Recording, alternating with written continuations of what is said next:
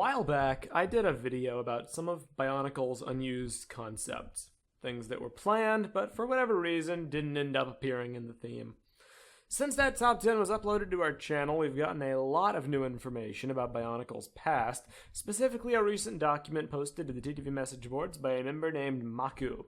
With the help of Perry, creator of the fan-made animations, Trial by Tahu and Water Pressure, among others, which you should definitely go check out if you haven't, Maku has compiled a massive amount of information from Bionicle's early years. Some of it's old news, but a lot of the information is new and sourced directly from Story Bible writer Alistair Swinnerton. I'd heavily encourage you all to go check out that document in its entirety, because there's a ton of information in there, way more than I'll be able to cover in this video. But, for now, let's take a deep dive into the top 10 early Bionicle ideas. Kicking off the list at number 10, we have the possible existence of Matura Bohrok. Now, I know what you're thinking. Stupid Meso, the Avmatoran turned into Bohrok. We know this already. But that's not what I'm talking about. A concept picture was released on Christian Faber's blog a while back that demonstrates the relationship between the Bohrok and the characters of Bionicle. The Toa to the Bohrok, the Turaga to the Bohrok Va, and weirdly enough, a Maturan correlating to something. A vaguely Maturin-esque Bohrok design that's never appeared in the story proper. To quote Maku's document, Perry brought this image to my attention, which suggests that McDonald's was planning to release more Bionicle sets as part of Happy Meals in 2002 instead of just trading cards, although they used last year's Maturin as placeholders. Maku inquired with Mr. Swinnerton to ask if the Bohrok were initially supposed to have a Maturin equivalent, but sadly, he didn't remember for sure. Regardless, it's a pretty interesting concept to think about, especially if these weird creatures could possibly have been sets at some point. They really would have been cool. I would have liked to see more McDonald's promotions, but alas, what we got is what we got. Coming up next at number 9, we have the possibility that Holly was actually supposed to play a much larger role in the first Bionicle movie, Mask of Light. In the film, Tujunga and Jala set out on an epic quest to find the legendary 7th Toa, but were they supposed to, at one point, be joined in their journey by another Maturan? The answer, surprisingly, is yes. An early press release for Mask of Light contains this line: "With the help of the Toa, 3 young islanders must use the Mask of Light to end Makuta's dominance." In addition, according to the document, there's no story information on the characters of both Holly and Nuparu before the year of 2002, which likely means they didn't exist in the story prior before that point. Considering Nuparu was created and used significantly for the role of the Boxor inventor, everything checks out for him, but given Holly's large role in Mask of Light, and the fact that it seems like that is what she was created specifically for, it seems logical to assume that she was the 3rd islander initially planned to join Jala and Takua for their quest. The number 8 spot goes to the Tohunga population on Motunui, or rather, the fact it was initially supposed to be way smaller. Apparently, the number of villagers located in each village changed a lot during the early stages of Bionicle's lifespan. Bob Thompson initially wanted there to be only 12 Tohunga per village, but later on in Bionicle's life, when Mask of Light showed hundreds of Maturan in the Coley Stadium, they adjusted the villager population of the island to be 1,000 in total. A pretty drastic increase, all things considered, and it's all because of a simple game of Coley. Next up at number 7, we have the idea of evolving Rahi. Initially, Bionicle Rahi were planned to have substantially more organic designs. Concept art posted by Christian Faber, as well as a Legend of Motunui trailer, reflects this, although it should be noted that this particular cutscene from Legend of Motunui was later revised to include a bird with a much stronger robotic aesthetic. What's super interesting about this is a quote from a Mask of Light commentary track by Dave Molina and Terry Shakespeare. Bob Thompson, the creative producer, was explaining to us the story of Motunui, the island, and its inhabitants as far as lake wildlife, is it's going through a transition right now, from things that were natural are starting to turn into biomechanical. So we had to approach all the wildlife, the birds, the ash bear, and the fish, and I believe also one of the gecko birds, so you'd see them, so they're almost half and half. Actually, really, in a way, the ash bear was handled almost all the way mechanical, but the other characters are almost halfway transitions between natural and mechanical. The idea of Rahi evolution is a super interesting concept that was never really utilized during Bionicle's run. One possibility, as presented by Maku in the document, states that the more organic and natural-looking animals could be native to the Bionicle planet. Either way, it's an interesting piece of trivia that sure is fun to speculate about. The 6th spot on this list goes to another super interesting Rahi idea, namely their initial purpose and why they turned on the Michurin. There's a very interesting poster from 2001 which features this quote about the Rahi. "In the time before time, the island of Matanui was a paradise to behold. Many great beasts, known as Rahi, worked in harmony with the Tohunga villages. Then the Makuta came and cast a dark shadow across the land. The Makuta brought a great hunger to the Rahi, a hunger for the sacred Kanohi masks, and the Tohunga made stone carvings to warn of these awesome beasts. In these dark times, Rahi challenged Toa without respect, and Rahi will challenge even their own kind. Such is their hunger." This is a large difference, because as shown in the Metronui saga, the Rahi really didn't act too much different from how they did on Matanui. They were either passively indifferent or outright antagonistic towards Michurin, and there really wasn't much else to them. Additionally, Rahi taming becomes a far more interesting concept with this little piece of info in mind, as it would now truly be about bringing the Rahi out of their hunger and back to their initial peaceful and cooperative state. It should also be noted that the Rahi's hunger for masks is referenced in Quest for the Masks, but that's really about all the spotlight that particular element ever received. It provides a fairly nice story justification for why the Rahi would be adversarial towards one another during play, and it's a fascinating insight into their development. As we move into the top 5, let's talk about Makuta and his initial motivations. During Mask of Light, it's hinted at that Makuta had a much deeper motivation for his actions during the initial Bionicle storyline and perhaps wasn't entirely evil. Actions that support this include his reluctance to let loose the Rakshi on Matanui, his likely genuine offer to spare Jala's life in exchange for the Mask of Light, and his statement that he's sparing Matanui from pain by keeping him asleep. The director's commentary additionally regards him as a troubled soul. Perry has an excellent post that goes into extreme depth on this concept, which I will link in the description below. Included in the post are several quotes, one of which can be sourced by Bionicle's style guide. The quote reads, "The Rahi are beasts influenced by the infected masks they wear. The Bohrok are carrying out a legitimate mission, and only lack of understanding on the part of others makes them seem bad. Even Makuta will eventually be shown to have good reasons for his seemingly nasty behavior. It is his methods that are at fault, more than his motivation." Additionally, Perry breaks down Makuta and Takanuva's exchange for Mask of Light and has a few insights to share. "Sleep spares him pain. Awake, he suffers." Naturally, Takanuva reacts with shock, confusion, and denial. "You are not protecting him!" And then Makuta responds with what seems like a really strange non sequitur. "My duty is to the Mask of Shadows." But despite how little sense it makes, it has a powerful effect on Takanuva. Suddenly, he's confident, and he knows just what to do. Then let's take a closer look behind that mask. Perry feels, and I agree, that the implication behind this dialogue is that the evil that lies in Makuta is somehow tied to the Mask of Shadows, and the real Makuta is behind it. This is much like the Rahi being influenced by their infected Kanohi masks. Alistair Swinnerton couldn't shed any insights on this particular plot point because he didn't actually write the Mask of Light script. However, the ending appears to sync up pretty nicely with the original vision. Makuta and Takanuva take a big tumble into the Protodermis pool and fuse into Takutanuva, a benevolent and helpful being, whose Makuta parts are shiny, new, and no longer rusted. With light and darkness joined together, Makuta is redeemed, and the Great Spirit can awaken once again. The number 4 spot goes to something we actually already talked about back in my previous top 10 video, Appu and Rangi. Now let's go back over this for those unfamiliar. Appu and Rangi were two incredibly early Bionicle characters who were deeply tied to the creation of Matanui.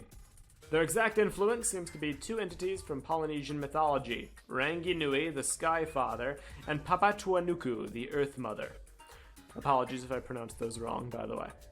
These two characters were immediately removed from the Bionicle theme and the story bibles themselves once LEGO was contacted by Maori representatives for the use of their language and terminology, and as such, We'll likely never know much more about these two characters besides the fact that they were very clearly the initial concept for the great beings. Remnants of them live on in Manog, as Nakama tells Takua that Appu and Rangi have great plans for him, and a conversation with Jala also states that they were the creators of Takoro. Just a little fascinating insight into another way the Maori influence shaped the early years of Bionicle. As we move into the top 3, let's talk about the Toa and how they were initially supposed to be portrayed as godlike beings.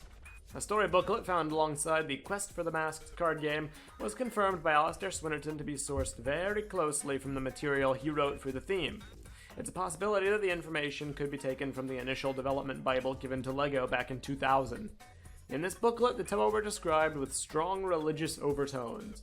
They were the 6 villages being dedicated to the heroes and their elements, each Toa having a shrine and a temple, and the Toa being worshipped by the villagers for both the protection they could offer against Makuta's wrath and the punishment they could inflict on the Tohunga if they were displeased. The booklet even cites storms on Maranui as occurring because of Liwa and Gali doing battle.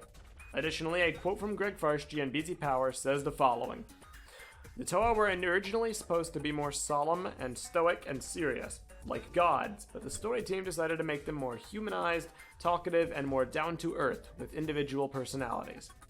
This characterization persisted into both the Maranui online game and the Legend of Maranui video game. Manog presents the Toa as reserved, stoic warriors from the Tohunga's point of view. This is especially true in the early parts of Manog, where all remain completely silent except for Pohatu. Legend of Maranui, on the other hand, gave the Toa these strange, otherworldly, elemental undertones beneath their robotic voices. During Maku's talk with Mr. Swinnerton, he suggested that LEGO was uneasy about religious elements in Bionicle, hence its disappearance from the line in later years. Greg Farshchi also echoed this sentiment, stating that LEGO received negative feedback online to perceived religious content in Bionicle, which probably contributed to the decision to cut this concept from the theme as a whole. The second spot on this list goes to Makuta's original nature. Makuta's been a pretty controversial figure throughout Bionicle's run, and while many fans, myself included, love what he eventually became, a lot of people prefer the original concept of Makuta, the one showcased in Manog and other media. The initial concept utilized in Bionicle closely resembles the devil, and that was a very intentional design choice, as stated by Alistair Swinnerton. Regarded in legend as a powerful force of evil, Makuta is portrayed as a shape-shifting spirit of destruction, who manipulates the island of Maranui, corrupts its wildlife, and inflicts terror upon the denizens. Whether he actually had a character at all, or was simply a malevolent force, was left ambiguous.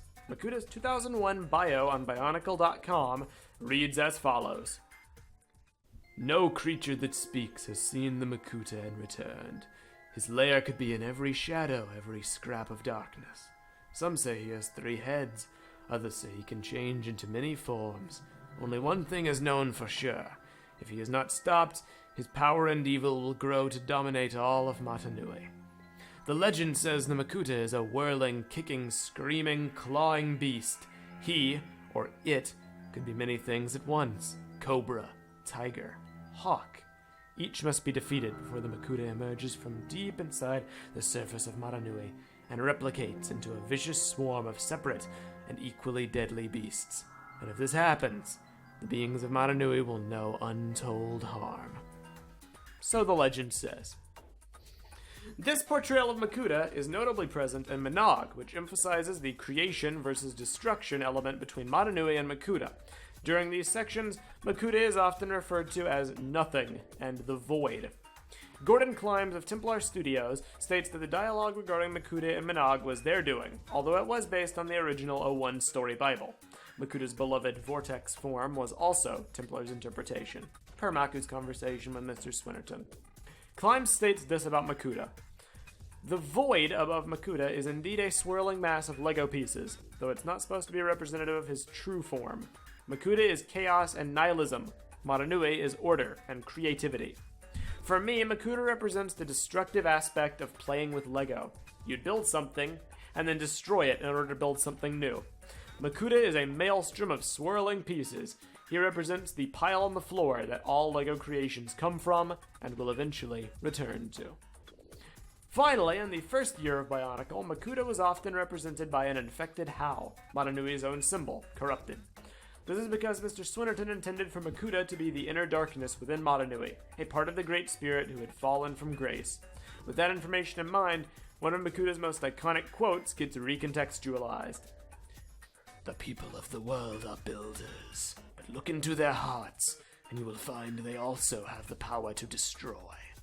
I am that power. I am destruction, and I will destroy you." During the scene, Makuta takes the form of a villager, so it may appear that he is simply referring to the Tohunga, but in actuality, he's describing Motunui and everyone on it, including the Toa, hence the manifestation of their own internal darkness, aka the Shadow Toa.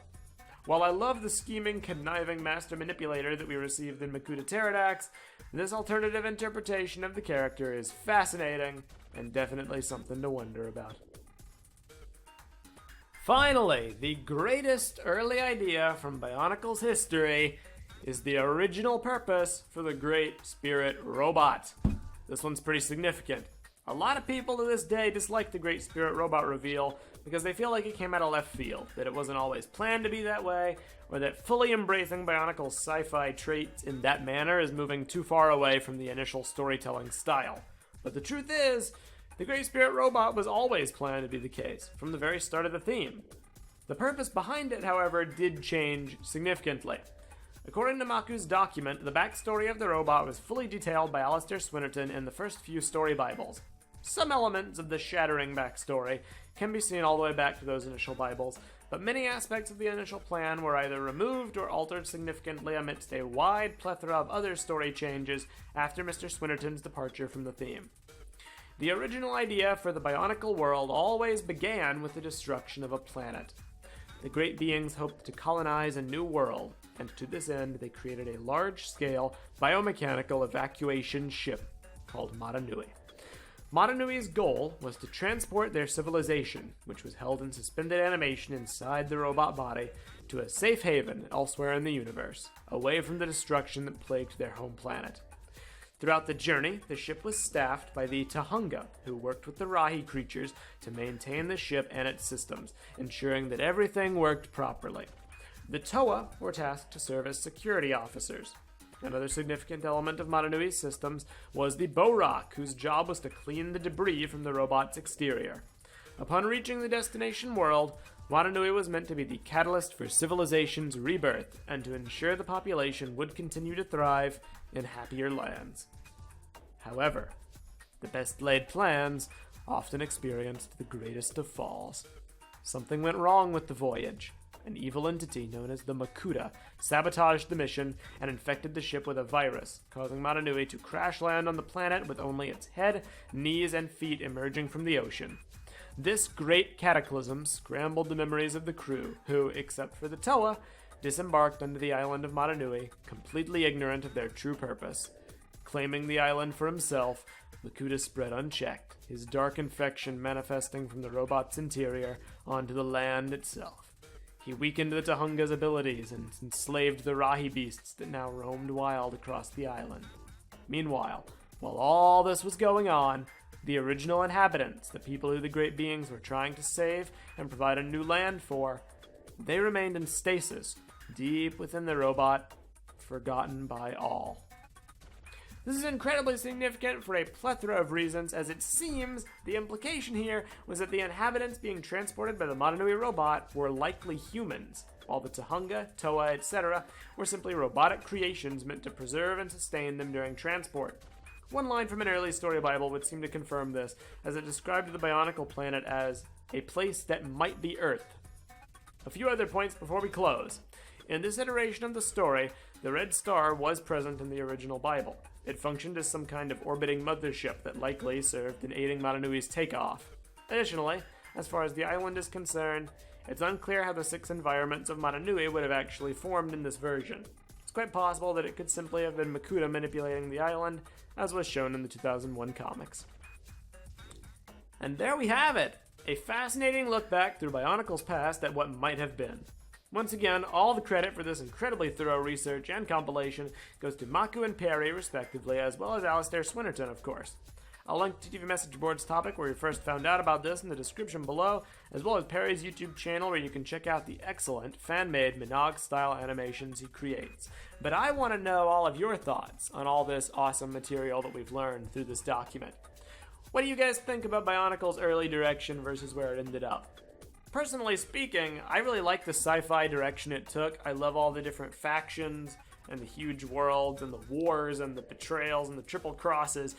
But part of me does wonder if things would have been different if Bionicle had kept the really fantastical, mythological influence that it had built up throughout the first few years, and then later, much later, pull the Great Spirit Robot twist with this new context. It could have been really interesting to see if things went that way, but we'll never know for now. So, I'm really interested in hearing what you all think. Please share in the comments section below, or check us out on the TTV message boards at board.ttvchannel.com, where you can leave your thoughts in way better detail than a YouTube comments would allow. And if you want to support us on Patreon, please consider going over to patreon.com/the TTV channel. If you pledge as low as $1 a month, you can get MP3 access to all of our podcasts, as well as access to the TTV Sponsor Chat Discord server, where you can sit in during our live recordings and actually have your comments in the chat show up on the video itself. It's a really cool place, and we've got an awesome community, so check it out if you want. Thank you all very much for watching this super long Top 10 video. I'll see you again one day. My name's Meso. Have a good one.